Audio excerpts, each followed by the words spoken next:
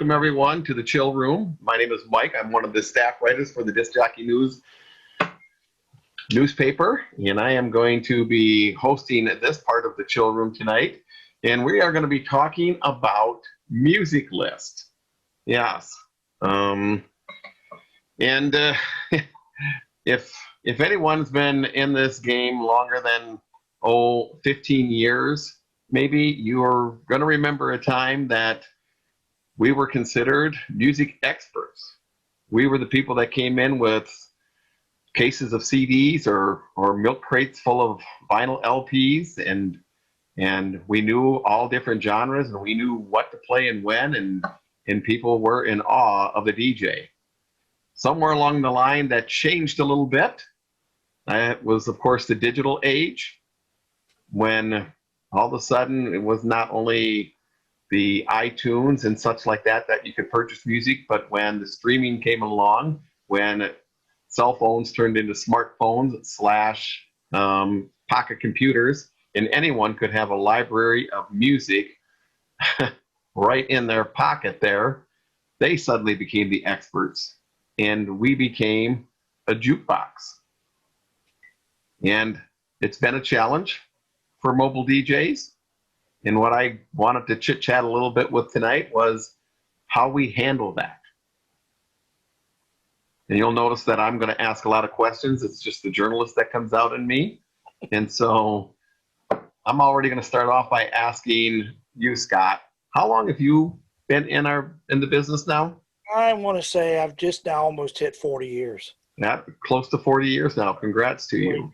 Well, and then going through school, broadcasting as well. I did radio for a few years and went back into the mobile DJ stuff because you make more money at that. But that's kind of roughly how I then retired from the state from 22 years and went back into the radio business again. Oh. It changed. Yeah. So, I mean, it's back and forth. So I've seen vinyl, CD, and digital. And okay. We physically made up a music list. We put our music in the order in which we were going to do that wedding. I had a special case that all that stuff would go in for all that music. First dance, father, daughter, mother, son dance, everything went. So we're doing it in a virtual sense now on the computer, where there with vinyl and CD, we were doing it in physically putting it in which we were going to play it. Putting the albums or the 45s or whatnot in order. Yes, but comparing back in your day when you were doing vinyl music list from them to what you get now, are they more detailed, would you say? Are there more obscure songs? Obscure and more particular. We had their first dance A, B, C, D. They would pick it out. Okay, then we would go basically on taking requests, and if we had it, great. They would give us a list of, say, 20 songs, and we would tell them basically if we have it or if not. Now, we also had brides that would actually bring their own music. If there was something obscure that we didn't have, it made them feel a part of their event or a part of their wedding. But it has changed a lot with that, because even the ceremony was, procession, recession. You knew what you had to do. It was almost like it really wasn't, it was just a cookie cut type wedding back then. When we're able to become more versatile, I think that we can make weddings more fun now. But I mean, that's basically, I think that's what's happened through the years. And even I'm sure Brian can tell you the same thing, that it was A, B, C, D, and this is what we had. I had probably about 10, maybe 15 first dance that they could pick, a couple of father, daughter, mother, son dances to pick from, and everything else, or our biggest thing was, you guys are the professionals, you know what to do. And that's all they would tell us. Well, you said something interesting there, Scott, that you would take requests and you would tell them if you didn't have it. How does that play in today's age? Oh, what do you mean you don't have it? Or they bring a phone to you. Mm-hmm. I cringe with that. Mm-hmm. I'd rather play it off a device, and where streaming has come into play, and that's getting more and more. I'm still not have my trust factor in on that totally yet, because things can happen. Oh yeah. With our wonderful World Wide Web out there, or with our Wi-Fi connection, we can lose it just like that. So Mm-hmm. I don't depend on streaming. I try to make sure that I have a hard copy of it somewhere, either on hard drive or another device. But it's more now. They're more channeled into wanting, this is what I want, and that's it. Mm-hmm. Look at me. And that's where I've noticed the output of the music has come now compared to well, they knew that we couldn't. My biggest thing was, well, I didn't pull up with an 18-wheeler out front. Unfortunately, we don't have every song, but I used to give them if I didn't have that particular song and it was another artist, I'd offer them an alternative to do it, for the other Mm-hmm. artist. I still do that today. I mean, that still stands into play with that, because we don't have everything even today, to be honest. Brian, what kind of platform are you using now as far as music playing? Do I remember you using Serato or the virtual DJ program? Or yeah, I mean, I've used virtual DJ. I haven't used Serato since XP, but I also use the old Mixmeister Pro 6, the old antique program, because it works well for things. mm-hmm. But yeah, I mean, anything that plays music is fine. How do you handle it when you're just putting together a killer set and someone comes with their phone and says, I've got it, can you play this next? Oh, I'm sorry, I don't have the capabilities of doing that. Even though that's what I say to them. I mean, okay. I just tell them I can't do it. Okay. Now, can I? Yeah, it's a lie, but I don't feel like it's responsible for me to just blindly play a track that hasn't been previewed, edited for content, and such. And it's one of those things where we should have something close to what they want. And I was listening to what you and Scott were talking about. Back in the old days, I did something called the Jedi Mind Trick. That's what I called it anyway. Okay. Somebody would come up and say something like, hey, do you have any Ted Nugent? Like, no, but how about some Guns N' Roses? Oh, that'd be great. And you play it. Mm-hmm. And I still do similar things to that now, where people ask for a track. So you have the new whatever? It's like, I don't have that yet. Or I don't have the edited version of it, or whatever the case might be. But, how about if I play some of this instead? How would that be? We'll switch it up a little bit. Oh, that would be cool. Okay. They're still usually pretty perceptive to that, I think. Okay.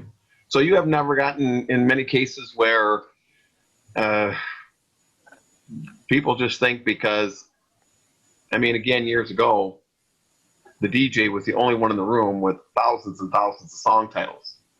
Right. Now we're doing a wedding for 200 people. There's 140 or 150 people that have a smartphone at least in their pocket that figure they've got Spotify, whatever. They have access to a million songs. Sure. We're paying you $1,200, $1,500, $2,000, whatever it is. And you're telling me you don't have the same technology that we do to pull this up and play it? Yeah, it's tough. If you think about it, it's kind of the same thing the retailers are going through right now. When you go to a store, let's say you go to Best Buy and you say, hey, do you have this MacBook Pro, whatever? They say, well, no, but we can order it for you. It's like, yeah, I can go home and order it for myself too. I'm wondering if you have it right now. Mm-hmm. So, the fact that you can order it is unimpressive to me, because I can go online and do this and save some money, but I want it now. So the retailer's hurt with that. And there was a time years ago where Scott and you and everybody else remembers, who have been doing this since, a long time ago, that we didn't have to worry too much about anybody out doing this with music. I mean, in the comprehensive libraries is what it was all about, you know. It was a little something for everybody. You didn't have everything. Mm-hmm. You couldn't carry everything. Yeah. But you had a little something for everybody. Mm-hmm. Try to cover all bases. And now, like you said, and it's very true, it's not as impressive anymore just because we have music. But I think what is impressive, if you can pull it off, is to have enough knowledge about music and people and what motivates them to be able to come up with alternatives for them, just like we used to. We got to be better at it, but it's still a skill. So, for instance, if I'm playing a rock set and somebody comes up to me and asks for some 50s music and maybe a 50s song that I don't have, let's just pretend I don't have a 50s song that people would ask for. I could then say, well, you know what? I don't have that track, but I've got some other really good 50s stuff, and I'll tell you what, I'll switch this up for you real soon. How would that be? Oh, yeah, thank you. That would be great. That's usually the response I get. If you're cool about it and you reach out to them and you show a little understanding, I think that it goes a long way. Yeah. I really do. Yeah, you make a good point there. A lot of this has to be what I guess I'd call bedside manner. Mm-hmm. Mm-hmm. Absolutely. Yes. Yes. I think some of us got a little egotistical for a while there. We have all the music. We have the sound system. We have the microphone. It's like, oh, check yourself. Back off a little bit. I understand there's a lot that goes into this because I do it too. But to them, what they're seeing is a guy with speakers and lights playing music, and they're looking at you like, hey, I could do that. A monkey could do that. Mm-hmm. And yeah, you could go and buy the speakers and the lights and absolutely grab these songs. It's not hard to find them anymore. And you can buy all the singles you want. You don't have to go to the record shop and crate dig or, you know, ask around, hey, who played that one song? Who was that artist? What album is that on? And find the compilations that have multiple songs on that you're looking for too, because that was something you could save some money on back in the old days. I used to do it all the time. Remember the Going to CD Music Land. Yes. Here's the song man. we need. Let's see if we can find it on compilation so we can get some more use out of the CD rather than a CD for one song. Now, how many times did you buy a compilation? I'm just curious. I know it's your show. I don't want to do this to you too much, but how many times have you bought a CD compilation for, let's say you bought it for, I don't know, 99 Red Balloons by Nina. Let's say you bought it for that.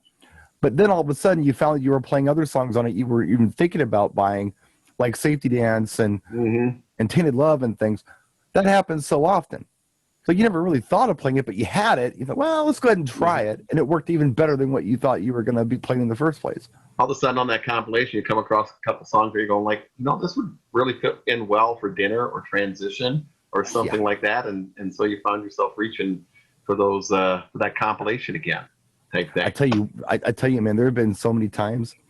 Yeah. I don't think I've ever talked about this, but where I've put the wrong track on by accident. And I was like, oh no, but it worked. And you're like, wait a minute. I didn't mean to play this song, but boy, they sure like it. Let's play it again.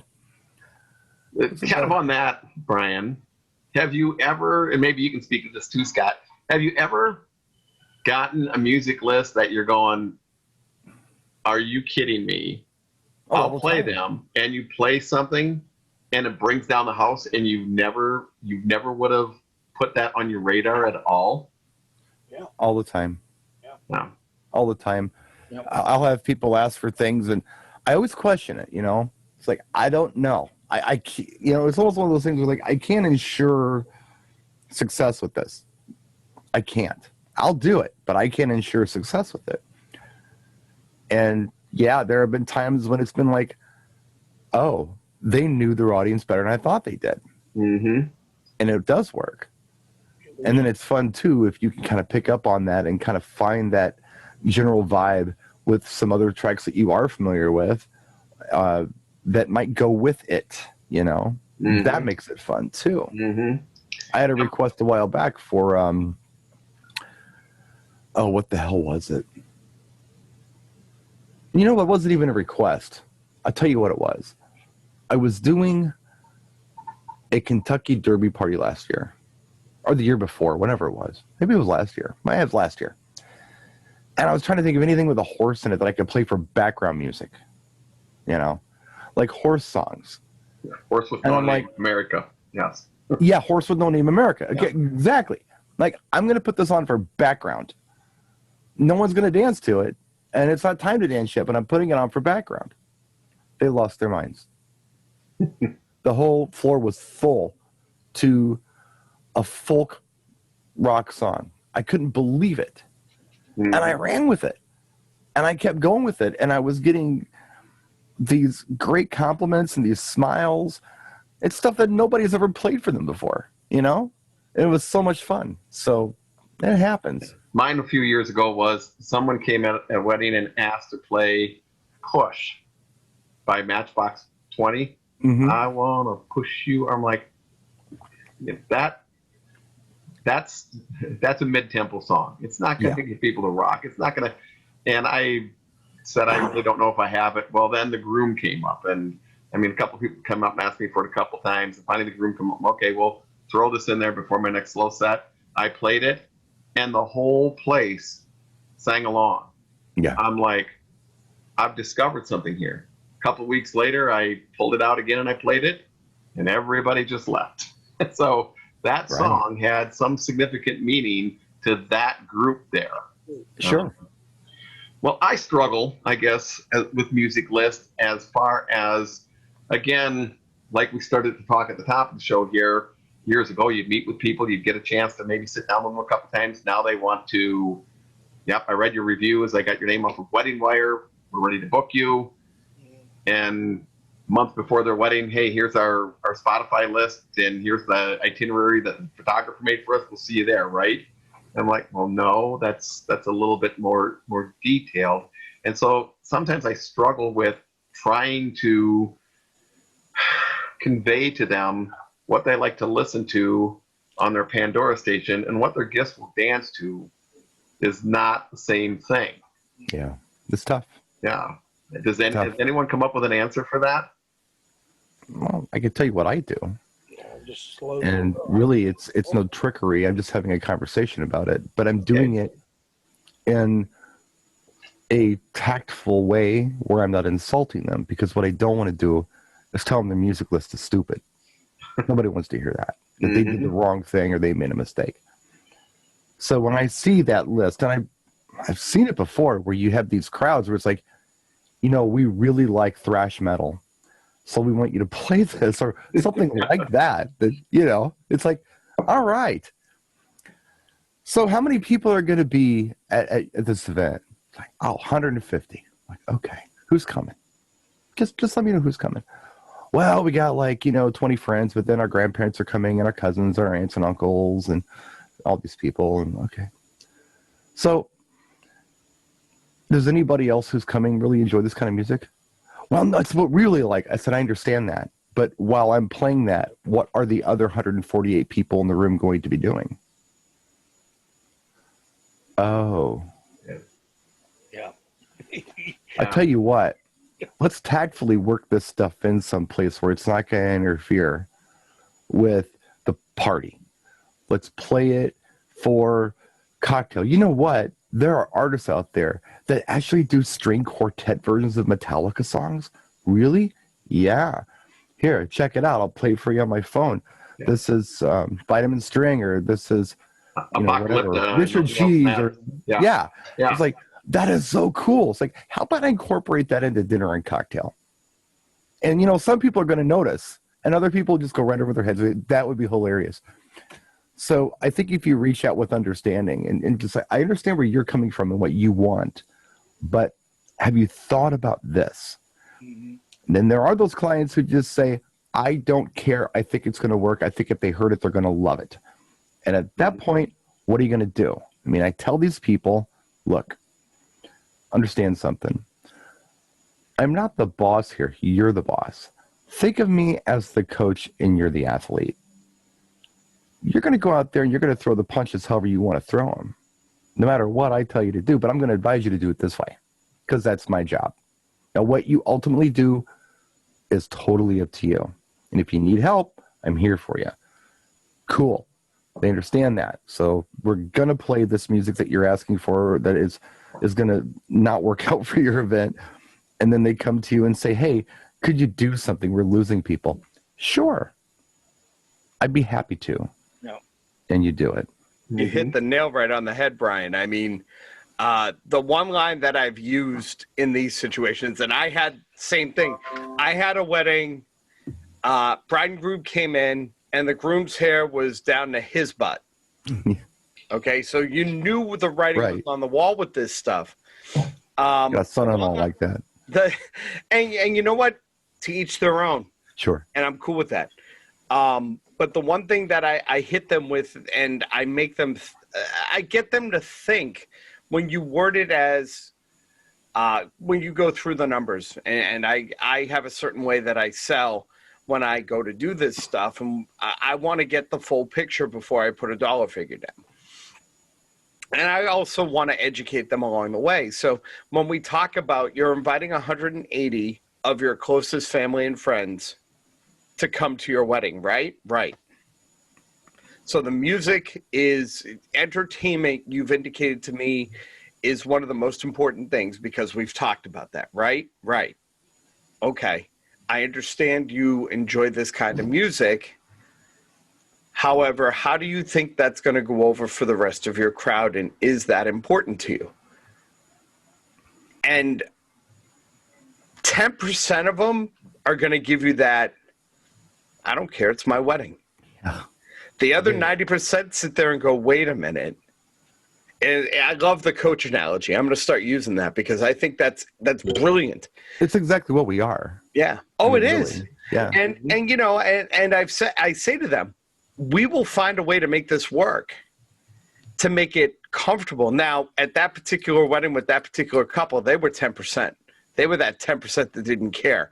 Right. And I won't forget it because I actually had to go that wedding. I had fallen 3 days before. I was on crutches for that wedding. And I took enough ibuprofen to go out and do everything I had to do, lead the interactives. But they asked for 2 thrash metal songs. And that's all the groom wanted. Right. Like, we got to that compromise. Sure. Hair was spinning. It honestly looked like that scene in Wayne's World where they walked into the rock club. Sure. And they're all doing this. And there was all the groom, the best man, and like 3 of the groomsmen. That's all they did. And you watched grandma and grandpa grab their stuff and leave just mortified. but I think that discussing how to handle that is important, especially because I think as an industry, we're reaching that point. We're reaching that point where we have to do that. We're not getting, as Michael said, it's not as in-depth of a process as it used to be. Yeah.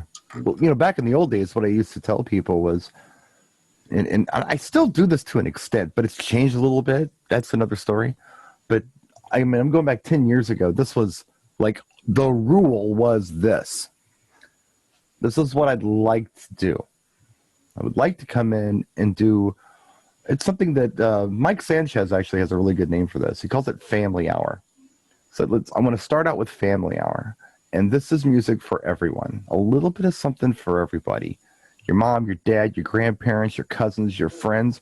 I'm going to mix it up, and it's just going to be a crazy variety of stuff. So everybody gets a little something. And after that, we can do whatever you want. And they usually are cool with that. Like, okay, so what you're saying is you're going to play that goofy, cheesy stuff for the first hour, and then after that, we can listen to Metallica for the rest of the night. Absolutely. That's what I'm suggesting. Now, we can change it if you want, but I'm suggesting you at least give them that. You know, Aunt Betty came from Kalamazoo, Michigan. She spent a lot of money taking off work, getting a dog sitter, buying a gift, buying airfare, getting a hotel room. Let's give Aunt Betty, you know, I don't know, the electric boogie that she's come to the wedding for. Let's let her have that. And after that, you can have whatever you want. And usually they're pretty cool with that. Like, that's a compromise. But what ends up usually happening is it's like, hey, man, could you keep this going? Yep. Sure. Mm-hmm. I'd be happy to. So, you know what I found that they always thank you in the end, even when you were not being the yes man they would hope you were at the meeting. At the end of the day, like, oh my God, thank you for doing that. That when was they so nice. when they tell you, and again pulling, I guess part of the conversation about music lists and stuff, you have to pull the conversation about sales pitch. Mhm. I think that's important because that's part of uncovering it. One of the best lines I got was years ago, and this will tell you how long ago I got this. It was back when Name used to do their conferences. Mhm. So, been a while. Yeah. When you ask the client to paint you a picture of what they expect to see and have their guests experience on their wedding day, and they tell you that, okay, I want a packed dance floor. Yeah. Well, guess what? This isn't going to pack your dance floor. I do the same thing, very Yep. similar to that. I call it the time machine. Mm-hmm. Let's go to Fantasyland for a minute. We're going to get in the time machine. We're going to go forward 6 months, a year, whatever it is, to your wedding. We're going to peek in the window. What do you want to see happening? Well, I want to see everybody dancing and have a good time. Cool. Great. Then we know that's our objective. Well, let's go ahead and have this meeting. Then anything they say that's counterintuitive to that, you point it out to them, and then like, cool. But they need to understand their objectives as well. So, Yeah, I think it's important to kind of, you touched on it, Scott, back at the sales process. It's important to really kind of get into that, maybe a little through the back door somewhat. Sometimes a line that I've always used meeting with couples is, oh, tell me, of course, about yourself. So if you've been to any weddings, I mean, what do you remember about weddings? I mean, have you seen things that, for this part of your day that you've liked, that you haven't liked? And sometimes I've gotten like, we were at this wedding, and my God, that DJ played like 8 Rolling Stones songs. Oh my God, like what's wrong with that guy? Then when it gets to be kind of my turn to take the presentation, I might go back to that and go, and those 8 Rolling Stones songs, that might have been, maybe the groom was a huge Stones fan and he put them on the list. So now you planted that seed that, okay, when I'm making my list, maybe, no, I don't want to go with 8 Drake songs now or something like that, because too much of a good thing is really not a good thing. I'll admit that there for a while I was probably playing at least 8 Pitbull songs every night, no matter what, because Yeah. it was either that or Cardi B, Yeah. So. Well, since you brought that up, Brian, Cardi B, WAP, anything else out there that's really suggestive? Everything is very suggestive, Yeah. and this is nothing new. This goes back to Cole Porter with Birds Do It, Bees Do It, Let's Do It, Fall in Love. Yeah.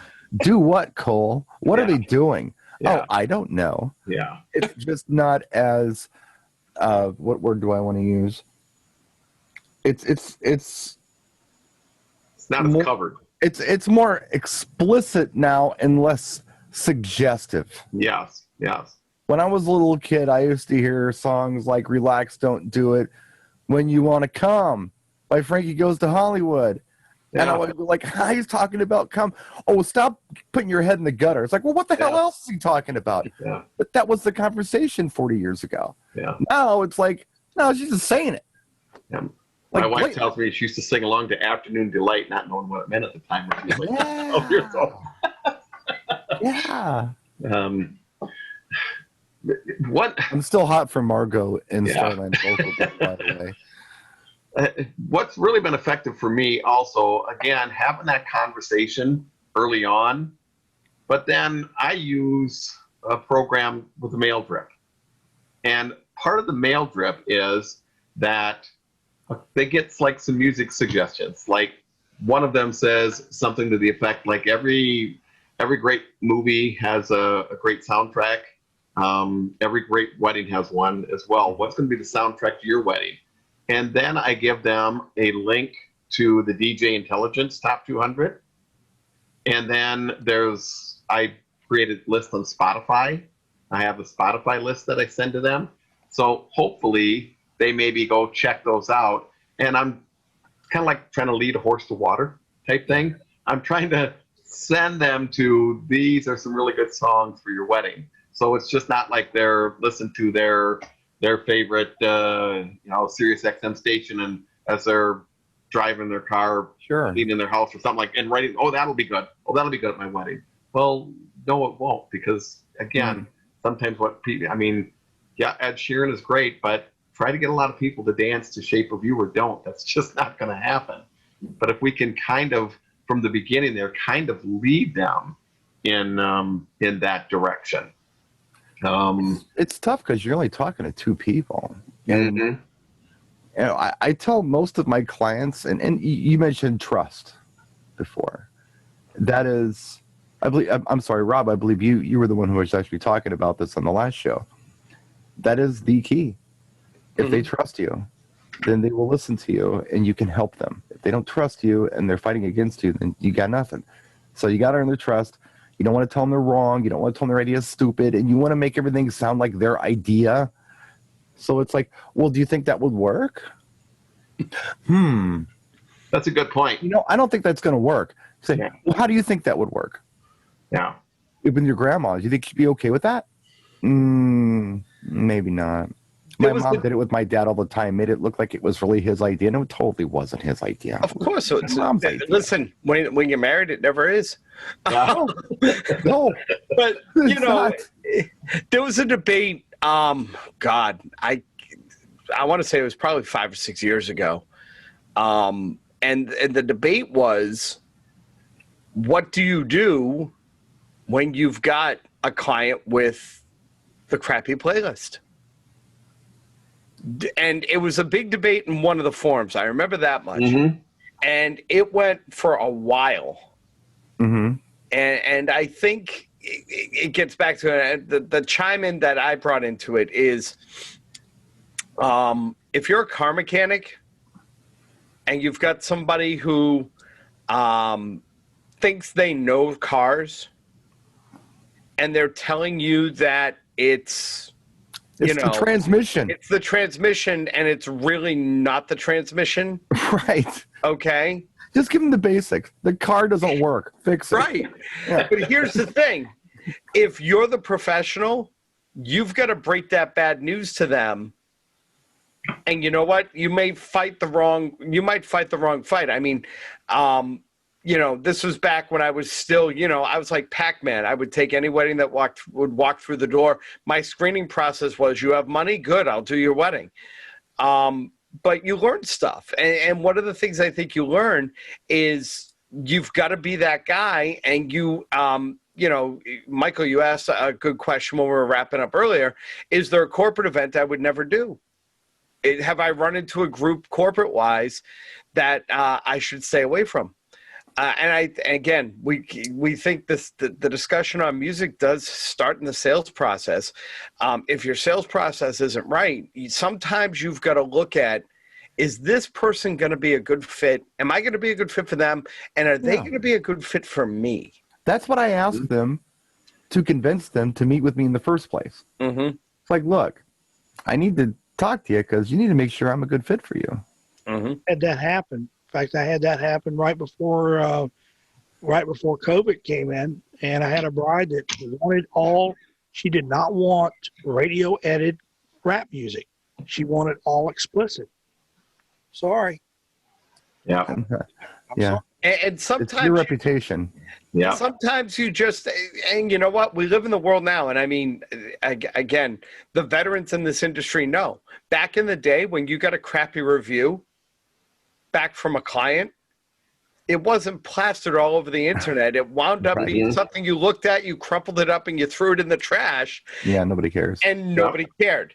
And the biggest sales pitch was always, well, why do you want to see a video? Or why do you want to see me live? Or why do you want to look at all my testimonials? Do you think I'm going to show you the bad ones? Yeah. Yeah. Now, and I think that we get to that different point now. We get to that point as professionals where we know what we're going to have to do if the client isn't happy on Monday morning. Yeah. And we know where it's going to end up. I agree with you on that, Rob, but there's always going to be that client, okay? That client that is just trying to bilk you. We had a case here a while back where I got a call on a Sunday. Mother of the bride was not happy. And she came up with a list and you played this song and that song wrong. They said we played the father, daughter, and the mother, son, the wrong song. Literally pulled out the paperwork, and the mother, son song that we were told was played wrong, they actually had it on their do not playlist. All right. So, okay. Yeah. So now we're kind of even here. Well, we did come to kind of a financial kind of agreement with the bride and groom, but the mom was livid. She wanted all the money back because we played one wrong song. She wanted all the money back. Yeah. And then we found out that she also had a problem with the banquet hall. She was also not happy with the hairdresser, the one that did bridesmaid's hair. She didn't cake. She was just out trying to see how much she could get back from this wedding that she just paid for. Yeah, we used to have a lot of that. Yeah. Monday morning phone calls back in the old multi-out days. Yeah. But you know, and we probably all heard this. One bad review or something helps you. I mean, if you can get 4 out of 5 stars or 9 out of 10, whatever it is, that actually makes the person leaving the bad review look worse than you. I think it also gets to, and again, there are so many conversations in play that could be a chat room topics for a future date. Mm-hmm. But I think that gets to a bad review can be good provided you handle it the right way. Yeah. You know, you talk about mothers of the bride. We've all had them. I had one, and she sent me a letter privately first. And then 2 weeks later, she put up everything on the knot. And I actually replied to it the right way. I actually sent just about the same response I sent to her privately.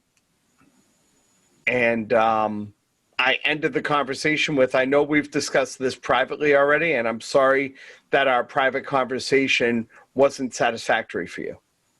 Mm-hmm. And that's how I ended it. Yes. Something else I think that we can do, and I worry about this with a lot of my peers, is it seems like a lot of DJs want to try to be everything to everyone. It's the Pac-Man syndrome. Yeah. And you know, you can't. Know who you are, know what your strong points are, know what you can bring to the table, and find out if you are a good fit for the client. And I will tell the clients, look, I'm not for everyone. You need to find out if I'm for you. I'm good at what I do, but I'm not for everyone. Let's see if this works. And it kind of helps, you know, a little bit. Just understand that I'm not Scott Carroll. Scott Carroll's a great DJ, and maybe he's your guy. Maybe he's a better fit for the job than I am. But I'm not. Depends on what hat he's wearing. Yeah, he does. Yep. He's a cute man, isn't he? He's just an adorable man.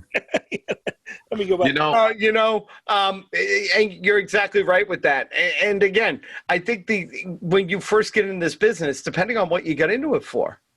Yeah, true. You know, when you're in, Very true. my first gigs were in college, and I discovered 3 things. First of all, I came out of my shell really quick. I was an introverted kid. And I discovered 3 things really quick. I can make some good money. Yeah. I had a lot of fun doing it, and the ladies liked the DJ. It was a triple threat for me. Right. And when you leave that, when I left that safety net, because that was my safety net, I didn't have to worry about gear. I was at Strawberries back when there were record stores. I was at Strawberries every week picking up what I needed. The college radio station furnished me with the rest, and it was a great relationship. But when I was out there on my own, and I had, you know, maxed out my credit card in DJ gear, and I had to make that payment. You need me to do this party? Sure. It's not exactly what I norm. That's okay. I'll figure it out. Yeah, I think we've all been there to kind of get our foot in the door type thing. And once we got our foot in the door, we kind of went, okay, now we're going to reevaluate just kind of what we do and who we do it with type thing. It's like being Roman Catholic, and again, no offense to anybody's religion, but and I'm Roman Catholic. it's like when I went and did my first my first bar mitzvah. I learned about what I needed to do over the phone when I talked to somebody in the business. Yeah. By the way, was it Scott Scott Favor? Was it Scott Favor by any chance, Rob? Free Scott Favor, believe it or not. Okay. Free Scott Favor. When I did my first one, I'm also Catholic. When I did my first one, that's who I called up with Scott. Yeah. Actually, you know, it was funny. It was, and Brian, you might remember John Allo. No, I don't. John Allo's from my neck of the woods. And actually, he was my mentor for a long time.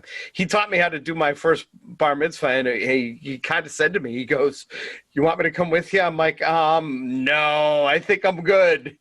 And part of it was I didn't really want him to see me sweat Right. a lot. And I pulled the first one out, and we did okay. And, you know, a lot of trial and error. We didn't have stuff like this, so. When I first started doing mobiles, it was at a multi-op, so they would just kind of stick you places. Mm-hmm. It's not like you had a choice in the matter. You know, you're doing the bar mitzvah, or you know, something like that. You're doing a biker party. It's like, okay, I guess I'm doing a biker party, but it got to the point where, you know, now if I get a call for a bar mitzvah, for example, I have a question for them. I'm like, look, before you even consider me as your DJ, I need to know a little bit about you and your family. Is your son involved in it? Do you live within the Jewish community, and do you go to like the Jewish schools and all that, or does your kid like do things with the Catholic kids and the Lutheran kids and go to public school? Because it's going to make a difference. Like, well, yeah, our kid just does normal stuff. It's like, I'm your guy. I can help you. But if you are, you know, all in Jewish, I might not be your best bet. You know what I mean? And they seem to understand that and appreciate that. And I had the same thing with Latin events, you know? There was a time when I would just turn them down. And my wife is Puerto Rican. I'm a former salsa dancer, and there are DJs in my market. One guy in particular, Art of Berry, is amazing. He does quinceañeras like nobody's business. And if it is an all Hispanic audience, then Art's your guy. But if it's mixed, I'm your guy because I can play both sides. Because you can play 8 Pitbull songs in a row. That's right. I can. And you know what? No one's going to notice. Well, it's Kesha It's not like featuring the Pitbull. It's a same little song. different. And even if they notice, they're going to love it. Yes. Michael, you see how that all kind of fits together with the music? Yeah, yes. It fit. I mean, See, I brought that all around for you, Michael. Now it's back. Yeah. Now we're back on topic. Yes, now we're talking music. I feel sorry for Michael. He thought he was going to have his own show tonight. Yeah. Well, I'm probably more of the question guy than the expert guy type thing here. I am not the expert guy. So. Okay. No, listen, you know, I think that's the other important thing is, you know what? I've been in the game a long time. But I am no way an expert. I'm still learning. I'm still learning. I'm still learning. Yes. I mean, And I still don't know what I want to be when I grow up. So I don't either. Yep. One thing that's been effective with me with the music list, when we finally do get to that meeting with the bride and groom, you know, 30 days out, whatever it is, before their wedding, kind of talking music, I usually try to take a look at their list. If there's any questions in there, like just kind of like you said before, Brian, no, where do you see this working in at or whatever? Or I always try to ask also, is there anything on this list that's got a story to it, and this has probably happened to all of us at some point. I remember once we were doing a wedding and all of a sudden we played Sweet Caroline and everyone yelled, no, stop. It's on the list. And they were like, Caroline was his ex-wife. Yeah. Grandma's name is Caroline. Yeah, almost. Grandma's name is Caroline. And we bring Grandma out here and we put her in the middle of the circle. We all sing her. They've got her outside right now doing pictures out on the plaza. Okay, now we know that. So I try to get those little like tidbits in there. So I know we're holding back that song for the right time or whatever. And then as we're kind of going through, I always ask this question. As far as requests, is it okay if I kind of screen them out? Well, for two things. One, that they've kind of fit in the genres that you have here. And when we're looking through and we don't have that, Five Finger Death Punch, that Godsmack song on there, and somebody comes up and requests something like that, well, then I can just politely say, well, that's not kind of in the program list tonight type thing. Right. So I ask that, if it's okay if I screen them out for that if they fit their genres. And two, that it's danceable. Saturday night was a perfect example. Some gal came up with her phone. Can you play this song? Do you have this Hymn by Rupert Holmes? Ooh, Pina Colada song. Or Hymn. Which one? Hymn. Yes. Oh, Jesus. Yeah. And I'm like, yeah, just not sure. I mean, because now we're starting to really kind of kick in with some Flo Rida and they were in Wisconsin, House of Pain, Jump Around, okay. Not thinking Hymn's going to go in here. No, probably not. Yeah. But it's all about cheating, isn't it? Yeah. Yeah, exactly. Yeah. What you going to do about him? So I get that permission from my clients.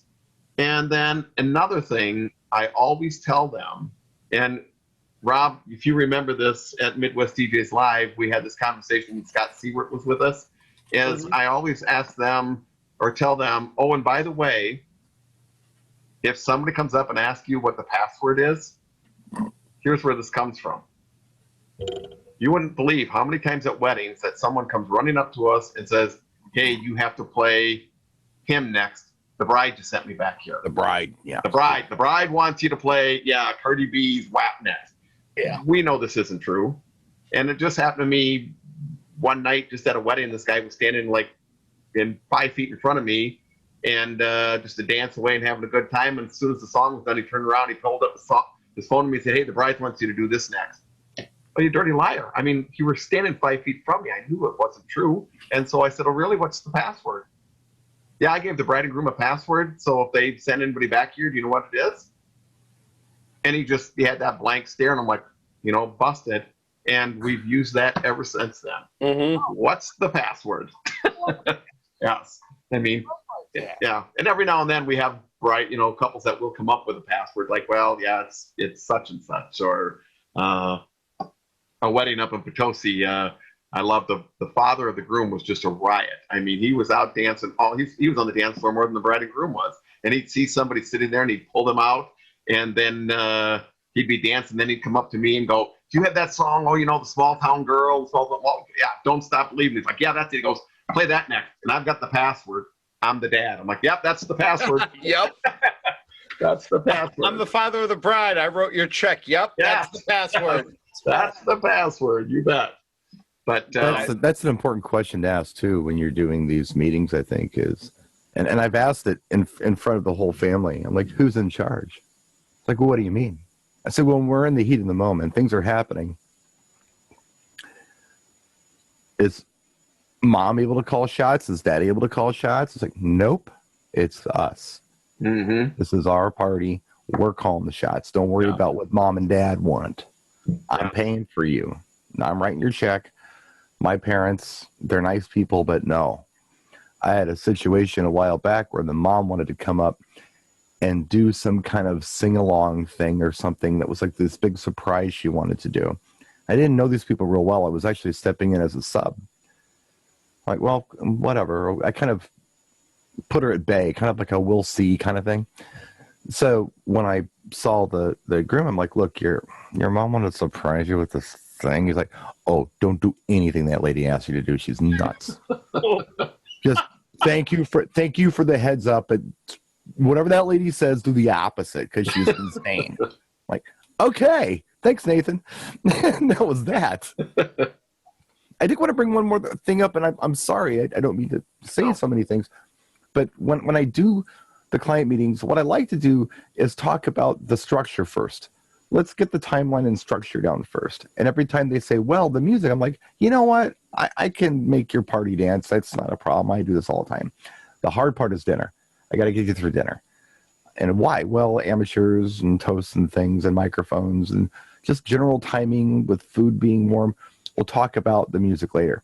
When we finally get through all that stuff, I'll say, look, I'd like a dozen songs from you is what I'd really like, because I want your personality to be represented at this event. So if you really like, I don't know, disco, then tell me that you like Bee Gees' Staying Alive. You don't have to rattle off every disco song, but just, I can play off of that. If you like hip-hop, you can tell me you like Rapper's Delight. I don't need to know, so I just need some samples of what you like. If you tell me that you like NSYNC, I don't need to know that you like Backstreet Boys too. So just give me a dozen tracks, and I'll play off of those songs. And that gives me room to take requests and things. And they seem pretty perceptive to that. Mm-hmm. Well, you mentioned two things there that kind of bring up a question for me, Brian. Mm-hmm. One, you've talked several times through this about meeting with the client. Mm-hmm. What about clients, today's Generation Z or whatever, that really don't want to meet with you anymore? Again, they're shopping online. A lot of them are working from home during the pandemic. They're just content doing things virtually, whatever. How can you convey what you're trying to tell them if they really don't want to take the time to meet with you? I guess part of it goes back to what I said before, where I'm not for everybody. Okay. Okay. I don't want to turn someone down, but I will convey to them that I cannot ensure a successful event or even start to even envision what that might be for you unless we hash this out. But I'm in kind of a cool hipster neighborhood here in Milwaukee. Everybody wants to come to my neighborhood. So I've kind of got that on my side where I'll say, hey, you like Anodyne Coffee? Oh, we'd love to try that place. How about we meet at Anodyne? I live right in Bayview. Oh, we'd love that. So make it enticing for them too, Cool spot to go. And I like coffee shops because they let you hang out as long as you want. They usually got internet if you need it. And they're not going to yell at you for loitering. You buy one of these and you can stay for 4 hours. Nobody cares. Mm-hmm. So, now, and it's something else that you mentioned, and I think Scott had tapped into this earlier on. Maybe you can speak to this, Scott. I know Brian, you just said, give me 12 songs, Scott. I remember you saying, I would put these in order A, B, C, D. We'd get like 20 requests. What about the person that wants to pretty well pre-program their wedding? I've had that happen. Here's my 75 songs. I've put them together already in the order we wanted them. What's your conversation with that couple? Nowadays, it's a little bit different on that, and what happens with that, I go along with it. But then when you get to the wedding, sometimes that ends up going out the window. 80% of the time, that goes out the window because they discover we start out doing that and their guests get frustrated. And as soon as their guests get frustrated with the music that's coming off, they already know this bride. That was, I'm going to use the word Karen, And that was Karen's idea. I know it. I knew that was Karen's idea. She is like that. She's very controlling. We'll try to convince Karen to let us break the monotony and break the ice. And that's what happens. Their family members will go out and change that person's mind. But I've been there where somebody's been adamant. I just basically, what I did with that, I recorded every daggum song on cassette, and all I did was pop cassettes on. I literally did that. I tell you, when I would just string it along in virtual DJ or something like that. Well, yeah, but that was when I was still doing vinyl when this happened to me. Mm-hmm. And the girl had her own music as well, and she got it to me ahead of time, and I finished recording it. By the time I got done, I had about probably four 90-minute both sides cassettes recorded. It was either 4 or 5 recorded, and I marked it her wedding, and that was the easiest wedding I ever did because I talked in between them, everything I needed to do. I had them I didn't segue them. I just recorded, left a space, you know, and I kind of did it that way. There wasn't a big space, but a little bit. And that's what I ended up doing on that wedding. But getting back to what Brian was saying, that's the reason now you could almost say, I'm not a fit on that. Yeah. Well, the other thing that I will do, and I do this when I get lists like that, because I never solicit them. Mm-hmm. It's never something where I say, hey, give me a list of 80 songs. I never do that. No.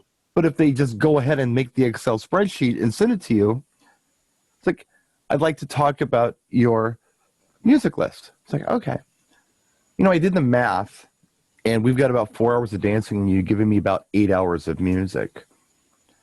Oh, well, you know, I'm like, look, I will do my best with this list. I want your personality to be represented here. So I will go through this list. I'll put them in order that makes sense. And there's some great stuff here that we can play. But could you do me a favor, please? So what's that? Could you put an asterisk next to anything that's really important? Mm-hmm. Like, let's say you've got 4 or 5 songs that it's for dad, it's for grandma. If you just give me a list of 80 must-play songs, I don't know which songs that I could eliminate because we just don't have time to do it, and which songs I need to play. So could you please do that for me? And they're usually really cool about it, and they usually only get about 5 to 12 asterisks, and you just know to play those. Yeah. Work them in somewhere. They are must-plays. Yeah. And it's the same thing with the requests list, or the don't play list, which is something I don't solicit either. Mm-hmm. But if they give me one, I'll look at it and I'll say, okay, is there anything on here that's going to just really kind of be a bad memory for you for whatever reason? Sometimes there is. First marriage, this was our first song. Don't play Aerosmith, don't want to miss a thing. Cool, got it. But about all these other songs, which is pretty much the entire Mobile Beat Top 200 that you have on your list, what if somebody asks for them? Oh, well, if somebody asks for it, play it. Yeah. Okay. I've done that before. Yeah. Well, you just need to find out where they're coming from on this, I think. And once you kind of know where their brain is, I think we just assume that there's a playlist and don't playlist. This is what they really want. But if you have the conversation with them, sometimes it's not. So having that conversation, I feel like, is important. And I guess I probably should hit stop and record before I say this. Well, I won't anyhow, but I think you have to leave here in about 5 minutes. But has anyone done this? Because I have.